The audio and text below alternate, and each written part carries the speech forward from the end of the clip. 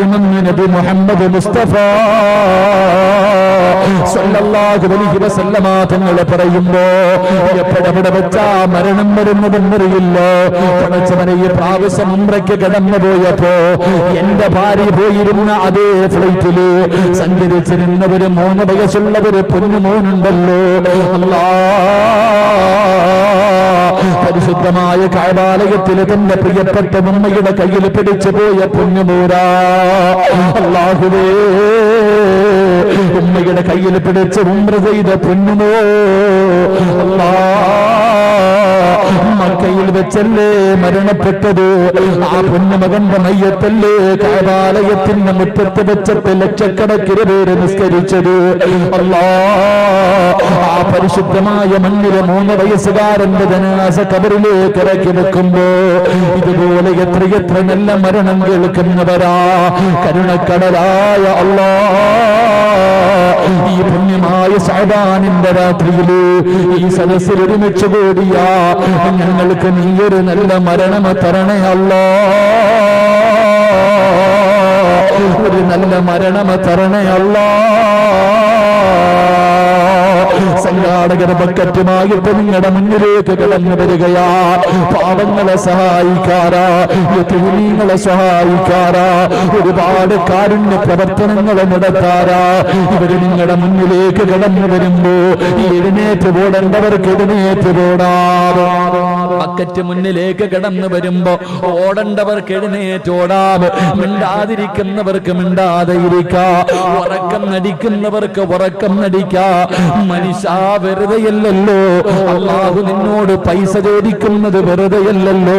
ഇതുകൊണ്ട് നിനക്കല്ലേ നേട്ടമുള്ളൂ.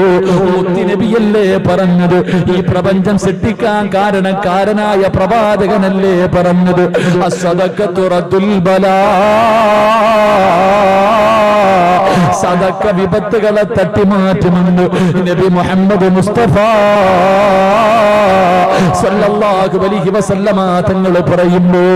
എന്റെ പ്രിയമുള്ളവരെ, ഇന്ന് ഞാൻ ഈ വഅദിന് കടന്നു വരുന്നതിന് മുമ്പ് മംഗലാപുരത്തൊരു ഹോസ്പിറ്റലിലേക്ക് കടന്നു. സുബ്ഹാനല്ലാഹ്, ഈ മംഗലാപുരത്ത് ഞാനൊരു ഹോസ്പിറ്റലിലേക്ക് പടച്ചവനെ എന്തിനാ കടന്നു പോയതെന്നറിയുമോ? കുടകെന്ന് പറയുന്ന സ്ഥലമുണ്ടല്ലോ, കഴിഞ്ഞ മാസമുണ്ടല്ലോ, നിങ്ങൾക്ക് എല്ലാവർക്കും പടച്ചവനെ നിങ്ങൾ പലരും കുടകില് പോകുന്നവരാണ്. കാരണമല്ല, അവിടെ ഒരു മഹാന്റെ ഖബറുണ്ടല്ലോ. ഒരുപാട് മക്കാം അറിയാത്തവരുണ്ടോ? ഒരുപാട് മക്കാമിൽ കിടക്കുന്ന മഹാരഥൻ അറിയാത്തവരുണ്ടോ?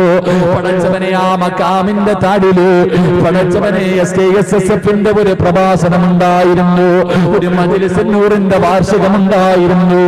ഞാനാണ് ഇവിടെ വഅദ് പറഞ്ഞത്. പടച്ചവനെ, ഈ മംഗലാപുരത്തിന്റെ പരിസരത്ത് നിന്ന് ഒരു വാഹനം നിറയെ ബസ് വിളിച്ചിട്ടാ വഅദ് കേൾക്കാമെന്നവരുണ്ട്. അവസാനമല്ല, മഴ പെയ്ത് തിമിർത്തിരുന്ന രാത്രിയില് അവസാനമല്ല അവിടെ നിന്ന് വഅദ് പറഞ്ഞു. പൊട്ടിക്കരഞ്ഞു പടച്ച റബ്ബിനോട് പൊട്ടിക്കരഞ്ഞ് തൗബ ചെയ്തു. എന്നിട്ട് ദുആ ചെയ്തിട്ട് എല്ലാവരും പിരിയുമ്പോ ഒരു കുടുംബത്തിലെ പടച്ചവനെ വാപ്പയും മക്കളുമില്ല.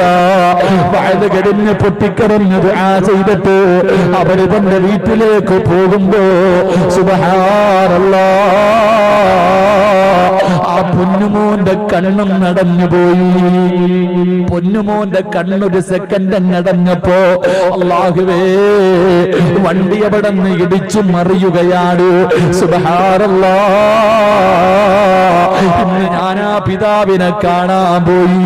ഇന്ന് ഞാൻ ആ പിതാവിനെ കാണാൻ പോയി. ആ പിതാവിന്റെ പൊന്നുമകനൊരു ഉസ്താദാണ്. എന്നോട് പറഞ്ഞു, ഉസ്താദേ, വാപ്പ നിങ്ങളെ തിരക്കുന്നുണ്ട്. വാപ്പയുടെ അവസ്ഥ പരിതാപകരമാണ്. നിങ്ങൾ പാവങ്ങളാണ്. എന്റെ വാപ്പാനൊന്ന് ദുആ ചെയ്യാൻ വരുമോ?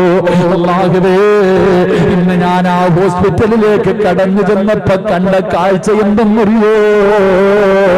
ആ പ്രിയപ്പെട്ട ഉസ്താദ് പറയുന്നു, 10 ലക്ഷം രൂപ ചെലവായി ഉസ്താദേ, 10 ലക്ഷം രൂപ ചെലവായി ഉസ്താദേ.